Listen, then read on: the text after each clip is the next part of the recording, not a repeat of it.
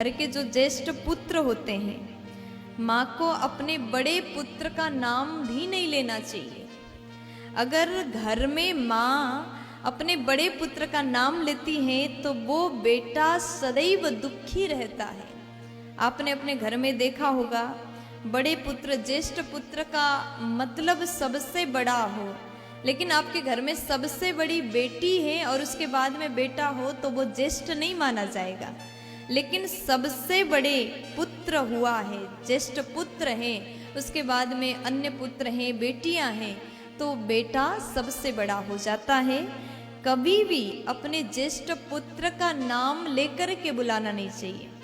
अगर आप अपने बड़े पुत्र का नाम लेकर के बार बार बुलाती हैं तो आपका बेटा किसी न किसी रूप से दुखी ही दुखी रहता है। तन से, मन से, धन से किसी न किसी रूप से दुखी रहता है। चाहे आप अपने बड़े पुत्र को कितना भी प्रॉपर्टी क्यों न दो, लेकिन वो बेटा किसी न किसी रूप से दुखी रहेगा, परेशान रहेगा। इसलिए कभी भी बड़े पुत्र ज्येष्ठ पुत्र का नाम भी नहीं लेना चाहिए और उसके बाद में गुरु का नाम भी नहीं लेना चाहिए।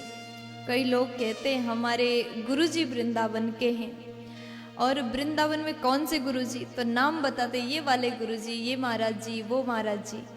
देखिए, गुरु का नाम मत लीजिए। गुरु ने जो मंत्र दिया, जो भगवान के नाम दीक्षा दिया, उस नाम का स्मरण करिए, उसी से आपका कल्याण होगा।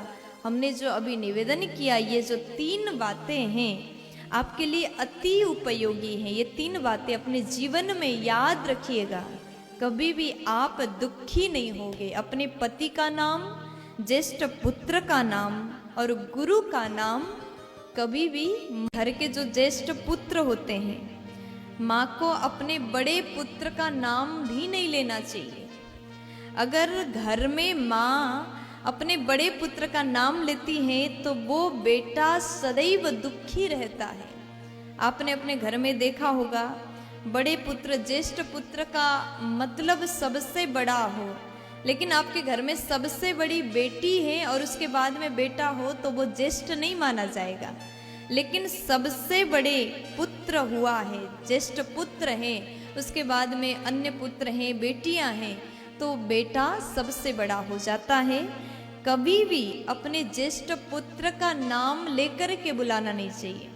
अगर आप अपने बड़े पुत्र का नाम लेकर के बार बार बुलाती हैं तो आपका बेटा किसी न किसी रूप से दुखी ही दुखी रहता है। तन से, मन से, धन से